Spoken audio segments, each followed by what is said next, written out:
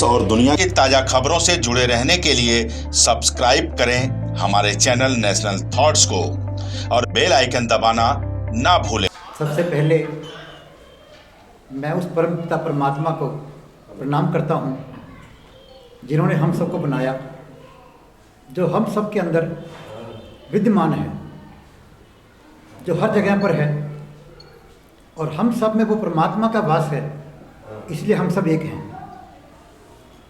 आप सबके अंदर बैठे हुए परमात्मा को प्रणाम करता हूँ, इन महापुरुषों को जो मेरे साथ बैठे हैं और आप सबको मैं नमन करता हूँ और भगवान से प्रार्थना करता हूँ कि हमें शक्ति दे कि हम जो इस पुनीत कार्य को करने जा रहे हैं उसमें सफलता मिले, क्योंकि उसकी कृपा के बिना कुछ भी संभव नहीं है। एक पत्ता भी नहीं हिल सकता, कोई व्यक्ति एक तिनका नहीं तोड़ सकता, तो इसलिए उसकी कृपा परम आवश्यक है। और मैं सबसे प्रार्थना करूंगा जब भी कोई काम करें उसकी कृपा की सहारा अवश्य मांगे। इसमें कमजोरी की बात नहीं है। जैसे गोपाल जी ने कहा कि मैं अपने यहाँ पर हमारे यहाँ जो भी काम करते हैं उनसे कहा करता हूँ कि माता पिता का सम्मान करें, माता पिता की सेवा करें, पत्नी का सम्मान करें, किसी और के लिए नहीं, अपने स्वार्थ के लिए करें। हम सभी चाहते हैं कि हम सुखी हों, समृद्ध हों। तो सुखी और समृद्ध होने का आपने कितने ही बुरे कर्म कर रखे हों। कई बार ज्योतिषीगण बताते हैं हमारे को कि आप फलां ग्रह की पूजा कीजिए, फलां उपाय कीजिए, लेकिन ये दो काम घर में कर लीजिए आप, माता पिता की सेवा, पत्नी का सम्मान, तो सुख और समृद्धि के सारे साधन अपने आप आपके पास आ जाएंगे। अपने स्वार्थ में कीजिए। कुछ बातें मैं और कहनी चाहूँगा। बुद्धिमान लोग दूसरों की गलती से सीख लेते हैं,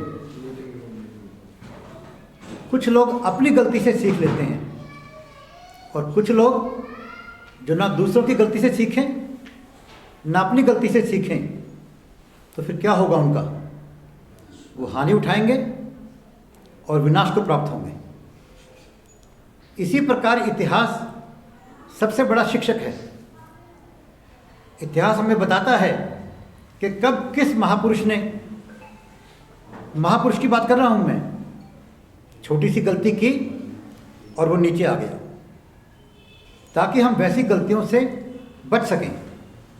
जैसे गोपाल जी ने परिचय करवाया आप सबका, आप सब अपने आप में एक संस्था की तरह हैं और किसी न किसी ढंग से समाज के उत्थान के लिए, समाज की भलाई के लिए लगे हुए हैं। पर मैं एक बात और कहा करता हूँ कि समाज की भलाई करना बहुत बड़ी बात है, अपनी तो करो, अपने स्वार्थ के लिए काम करो। यदि हम आज देखें कि हॉस्पिटल के अंदर कितने लोग बीमार होते हैं, कितने लोग दूसरे के मारे जाने से, मर्डर से मरते हैं, कितने लोग एक्सीडेंट से मरते हैं और कितने लोग अपनी बीमारी से मरते हैं। आज लगभग हर व्यक्ति को शुगर है। क्या किसी बाहर वाले ने व्यक्ति ने दे दिया आपको? हर व्यक्ति के पास ब्लड प्रेशर की बीमारी है, किसी बाहर वाले ने दी? अपनी बीमारी अपने आप पैदा की हुई। ऐसे ही व्यक्ति, व्यापार, समाज अपनी ही कमजोरी से, अपनी ही व्यापारी से वो हानि उठाता है, कमज़ोर होता है, और दोष हमेशा व्यक्ति भी और समाज भी दूसरों को देने की कोशिश करता है। तो विचार रखें कि हम जब भी हानि होती है, चाहे समाज का हो, चाहे देश का हो, चाहे व्यक्ति विशेष का हो, उसमें बहुत बड़ा कारण अपनी गलतियों का, अपनी कमजोरी का होता है। मैं कुछ समय पहले तिहाड़ जेल में कैदियों से बात करने जाया करता, उनको मोटिवेट करने के लिए, उनको अच्छी दिशा में लगाने के लिए। तो एक दिन मैंने पूछा उनसे कि आप सब क्या चाहते हैं? कुछ लोग मान लो कुछ और आराम चाहते हैं, और सुविधा चाहते हैं, लेकिन एक बात सब चाहते थे, आज़ादी। गुलामी कोई नहीं चाहता था। जब भी कोई व्यक्ति गलत काम करता है तो उसे जेल होती है, फिर वो वकील के द्वारा पैसे खर्च करके पूरी कोशिश करता है कि मैं जेल से बाहर आ जाऊं, क्योंकि गुलामी किसी को पसंद नहीं है। अधीन व्यक्ति को, पराधीन व्यक्ति को सपने में भी सुख नहीं होता, लेकिन हम पराधीन रहे, इस बात को हमें नहीं भूलना चाहिए। 15 अगस्त को जब लोग उत्सव मना रहे होते हैं, मैं कमरे में बैठकर सोच रहा होता हूँ कि हमारे जैसा देश, जो तन में सबसे ऊपर, तन की शक्ति के अंदर, बुद्धि की शक्ति के अंदर सबसे ऊपर, धन की शक्ति के अंदर सबसे ऊपर, फिर पराधीन क्यों हुए? फिर हम गुलाम क्यों हुए? क्या कभी सोचा आपने? हमारे पास सब कुछ था। विषव कहता था हमें सोने की चिड़िया, विषव कहता था हमें विषव गुरु। और ताकत की बात, कितने ताकतवर लोग हमारे यहाँ थे। यदि आप में से कुछ लोग हल्दी घाटी गए हों तो वहाँ एक चित्र लगा हुआ है। पहले जब लड़ते थे राजा लोग तो वो बख्तरबंद पहनते थे, लोहे का बना हुआ था, कवच पहनते थे, ऊपर लोहे का टोप होता था। तो वहाँ एक चित्र है कि महाराणा प्रताप ने एक तलवार के वार से, एक ही तलवार के वार से एक मुगल सरदार को सिर से लेकर टोपे समेत घोड़े तक काट दिया। सिर से वार किया, वो लोहे का टोप, लोहे का कवच, बख्तरबंद और घोड़ा, उस सारे को एक बार में काट दिया। उसका चित्र वहाँ लगा हुआ है। इतने वीर। अमर सिंह राठौर की बात करें, मैं हनुमान जी की और भीम जी की बात नहीं कर रहा। अमर सिंह राठौर जो मुगल राजा के दरबार में गया, उसके सेनापति ने उसका अपमान किया तो उन्होंने वहीं उसको मार दिया, उसका सिर धड़ से काट दिया, और जितने सैनिक वहाँ थे उन सबको भी मारकर वो अकेला वहाँ से बाहर आ गया। तो उस बादशाह से पूछा, उसके फकीर ने, उसके मंत्री ने, कि इतनी बहादुर कौम, फिर ये गुलाम कैसे? कहता मैं बताता हूँ आपको। उन्होंने कई तरह से मैसेज भेजे कि अमर सिंह राठौर को दरबार में बुलाओ, वो नहीं आया। तो उसका खुद का साला उसको प्रलोभन देकर, फुसलाकर लेकर आया, उसका सिर काट के लेकर आया, खुद का साला। इस कारण हम गुलाम हुए। आपस में बुरी तरह से बटे हुए थे हम लोग, आपस में लड़ते थे। और फिर कैसे होता था, जैसे एक बार एक मेंढक कुएं में रहा करता था, तो उसको दूसरे मेंढकों ने तंग करना शुरू किया, उसके परिवार को। तो एक सांप को बुला लाया कि चल भाई, मैं तुझे खाने के लिए मेंढक देता हूँ। सांप आया, उसने पहले उसके शत्रु मेंढकों को खाया और बाद में उसके परिवार को भी खाया। तो इसी प्रकार अपने यहाँ पर आपस में लड़ते रहे हम लोग। तो सारी शक्ति होते हुए भी हम लोग गुलाम हुए। क्या वो स्थिति आज नहीं है? क्या वो स्थिति आज भी है? ये हमारे विचार करने की बात है। जबकि कोई भी व्यक्ति, कोई भी समाज गुलाम नहीं होना चाहता। इसी प्रकार हम सब मेहनत करते हैं, आप सब मेहनत करते हैं पैसा कमाने के लिए, पैसे से अपने और अपने परिवार के लिए सुख के साधन इकट्ठे करने के लिए, समृद्ध होने के लिए। मान लो आपके पास सारे सुख के साधन आ गए, आप पूरे समृद्धशाली हैं, पहले भारत भी था। लेकिन यदि समाज के अंदर अशांति है, समाज के अंदर राक्षसी वृत्ति के लोग हावी हैं, तो क्या आप कभी सुखी हो पाओगे? बताइए। आपके पास पूरे के साधन हैं, लेकिन समाज में राक्षसी वृत्ति के लोग हावी हैं, तो आप कभी भी सुख से सो नहीं सकते। अपने परिवार को, आने वाले पीढ़ियों को कितना ही पैसा दे जाओ, लेकिन यदि राक्षसी वृत्तियाँ समाज में आगे रही तो वो भी सुखी नहीं रहेंगे, हमेशा डर के रहेंगे, उनको नींद नहीं आएगी। तो क्या वो राक्षसी वृत्तियाँ आज नहीं हैं? विचार करने की बात है। आज वो राक्षसी वृत्तियाँ और ज़्यादा ज़ोर शोर से अपने काम में लगी हुई हैं। राक्षसी वृत्ति क्या होती है? अहंकार, कि जो मैं कहूँ वो ठीक, मेरी मानोगे तो ठीक है, नहीं मानोगे तो मार देंगे, परेशान करेंगे, तंग करेंगे आपको। ये राक्षसी वृत्तियाँ, ये केवल हिंदू धर्म ऐसा है, हिंदू जीवन दर्शन ऐसा है जो कहता है सर्वे भवन्तु सुखिनः, सर्वे सन्तु निरामया, सर्वे भद्राणि पश्यन्तु, माँ कश्चित् दुख भाग भवेत्। सबका भला चाहता है वो, सबका भला चाहते हैं। बाकी कहते हैं मेरा भला हो या मेरे मत के मानने वालों का भला हो।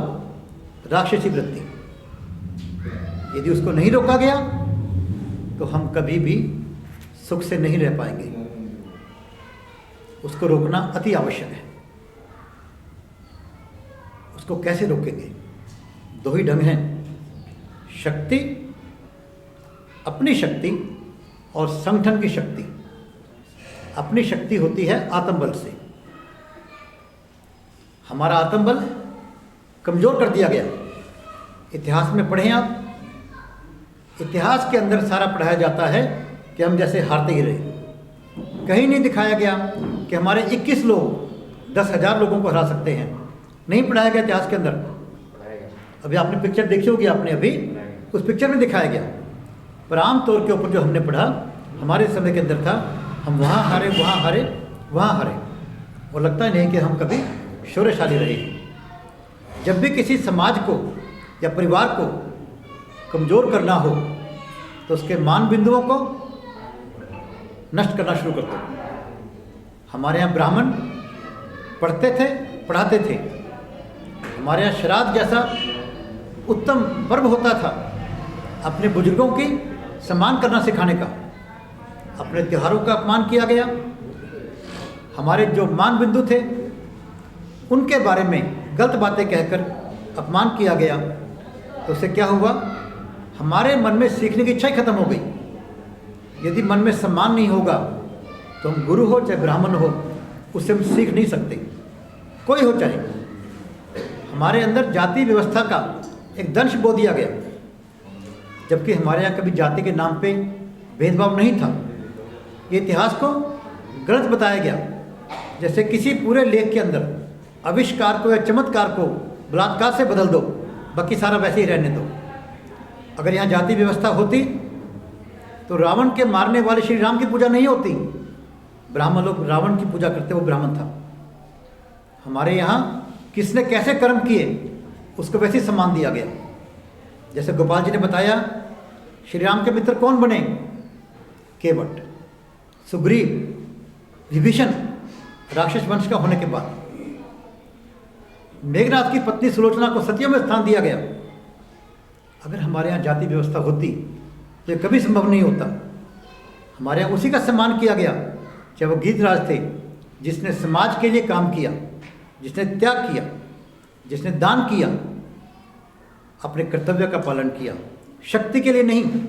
वरना रावण जैसा शक्तिशाली व्यक्ति, विद्वान व्यक्ति इतिहास में ना कोई हुआ है ना कोई होगा। लेकिन हमारे समाज को कमज़ोर कैसे किया जाए? देखा गया कि इनको देवालय से, गुरुकुल से, ब्राह्मणों से प्रेरणा मिलती है, बदनाम करते हैं। तो हमारे अंदर सीखने की भावना, देखिए बाल्टी में पानी कब आएगा? बारिश पूरी हो रही हो। यदि बाल्टी सीधी रखी हो, बाल्टी खाली हो। सीखने की इच्छा ज़्यादा जरूरी है सिखाने वाले के बजाय। अगर सीखने की इच्छा होगी तो एकलव्य की तरह वो मूर्ति बनाकर सीख लेगा। तो सीखने की भावना ही खत्म कर दी गई। और कहाँ से सीखो? विदेश से सीखो। हवन को बदनाम कर दिया गया। कहते हैं घी का नाश हो रहा है। आज साइंस कहती है कि घी खाने से बजाय घी को जलाने से ज़्यादा लाभ होता है, वातावरण पवित्र होता है। तो ये जो आज राक्षसी वृत्ति है या नहीं, इसे कौन देख पाएगा? जो बीज में वृक्ष देख पाएगा। स्वामी विवेकानंद ने कहा था एक बार कि आंखों से अंधा होना इतना बुरा नहीं है जितना बिना विजन के, बिना दूरदृष्टि के होना बुरा है। बीज में वृक्ष है, ये कौन देख पाएगा? यदि एक व्यक्ति बहस कर ले कि आप झूठ बोल रहे हो, वृक्ष इतना बड़ा है, बीज इतना छोटा है तो वो गलत नहीं कह रहा, लेकिन जो बीज में वृक्ष दिखा रहा है उसका, वो बहुत सत्य बता रहा है। हर चीज़ छोटी या बड़ी बीज के रूप में वर्तमान में बीज होती है और भविष्य के गर्भ में उसका वृक्ष छुपा होता है। तो आज जो राक्षसी वृत्तियां हैं वो बहुत ज़्यादा आगे बढ़ रही हैं, हम सबको दिखाई दे रहा है। कुछ लोग जानबूझकर नहीं देखते, कुछ अनजाने में नहीं देखते।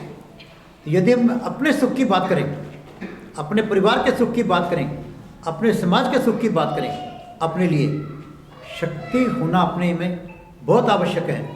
शक्ति आत्मबल की, आत्मसम्मान की। जिसका मन मजबूत होगा पूरे विश्व को जीत सकता है। वो एक एक व्यक्ति ने ऐसे ऐसे काम करके हैं जो असंभव लगते हैं। जैसे कि दशरथ मांझी का एग्जाम्पल मैं हमेशा देता हूँ कि 22 साल में उस व्यक्ति ने अकेले ने पूरा पहाड़ काट दिया, जबकि पूरा समाज उसके ऊपर हंस रहा था, उसका विरोध कर रहा था। वो लगा रहा और अकेले व्यक्ति ने, साधनहीन व्यक्ति ने पूरा पहाड़ काट दिया। और मिलकर काम करें तो मैंने एक बार सुनाई थी कहानी कि टिटहरे ने समुद्र को हरा दिया। एक हाथी, उन्मत्त हाथी ने एक वृक्ष के ऊपर चिड़िया के घोंसले को तोड़ दिया, उसके अंडे फूट गए। तो चिड़िया ने फैसला किया कि हम इसको दंड देंगे। चिड़िया हाथी क्या बिगाड़ेगी? उसने अपने मित्र इकट्ठे किए। उसके मित्र एक मक्खी, एक मेंढक, एक कठफोड़ुआ। तो उन्होंने एक प्लानिंग की कि जब हाथी आराम कर रहा होगा तो मक्खियाँ इकट्ठी होकर उसके कान में बिन बनाएंगी और उसको ऐसा संगीत सुनाएंगी कि उसको नींद आ जाए। जब नींद आएगी तो कठफोड़ा उसकी आँख फोड़ देगा और मेंढक टर टर की आवाज़ करके उसको पानी का बहाना दिखाकर एक गड्ढे में ले गया और जहाँ मरकर वो ख़त्म हो गया। तो छोटी से छोटी चीज़ भी यदि वो संगठन बनाए अपना और प्लानिंग करे तो बड़े से बड़ा काम भी कर सकती है। मुझे यहाँ आकर आज बहुत अच्छा लग रहा है कि इतने सम्मानित व्यक्ति और समाज को समर्पित व्यक्ति बैठे हैं। हम सब मिलकर काम करेंगे तो हमारे लिए कोई कठिन काम नहीं है। हमने क्या करना है? अपने समाज को जागृत करना है। और हमारे पास तो इसका हल है कि क्या इस समस्या का सलूशन है? श्री राम दे गए।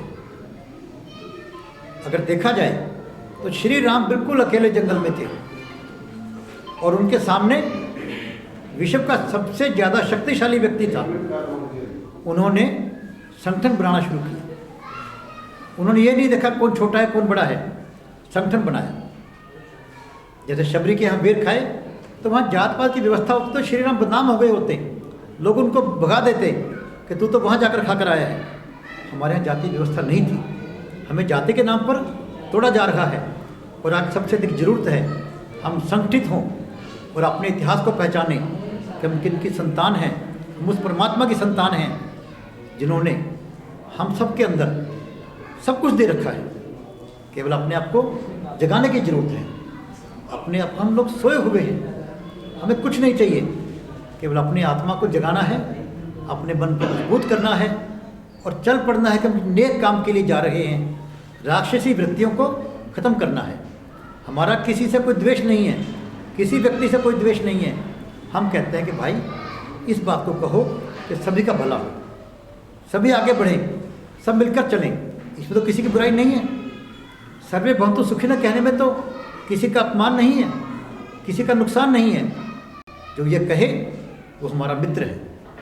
जो ये नहीं चाहता तो वैसी वृत्ति वाले व्यक्ति को हमें अपनी शक्ति से, संगठन से और श्री राम के चरित्र को अपनाकर वहाँ से सीख कर हम क्या करते हैं?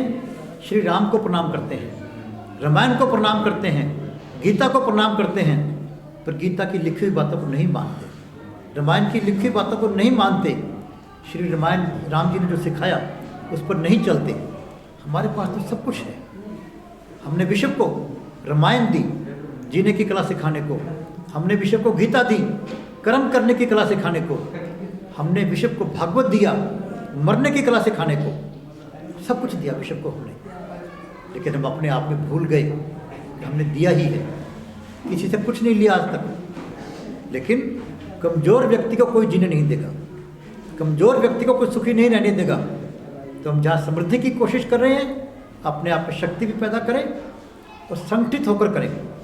हमारे यहाँ जात पात ना कभी थी ना कभी है, क्योंकि हिंदू ही कहता है सब में भगवान है। और जब कण कण में भगवान है, किससे दूर रहूँगा मैं, किसको बुरा मानूंगा मैं? हम नहीं मान सकते। ये समाज के अंदर गिरावट पैदा की गई, हमारे इतिहास से छेड़छाड़ की गई हमें कमज़ोर करने को। अब भी समय है, पहले हम कुछ समय गुलाम रहे, लेकिन अब और नुकसान ना उठाएं अपना, और हम मिलकर चलें। व्यक्ति अपनी बीमारी से, अपनी गलतियों से हारता है, दूसरे की ओर से नहीं। तो हम फैसला करें, हम सब मिलकर रहेंगे, श्री राम के चरित्र का अनुसरण करते हुए शक्ति पैदा करेंगे और राक्षसी वृत्ति को इस विश्व से समाप्त करेंगे। नमस्कार। देश और दुनिया की ताजा खबरों से जुड़े रहने के लिए सब्सक्राइब करें हमारे चैनल नेशनल थॉट्स को और बेल आइकन दबाना ना भूलें।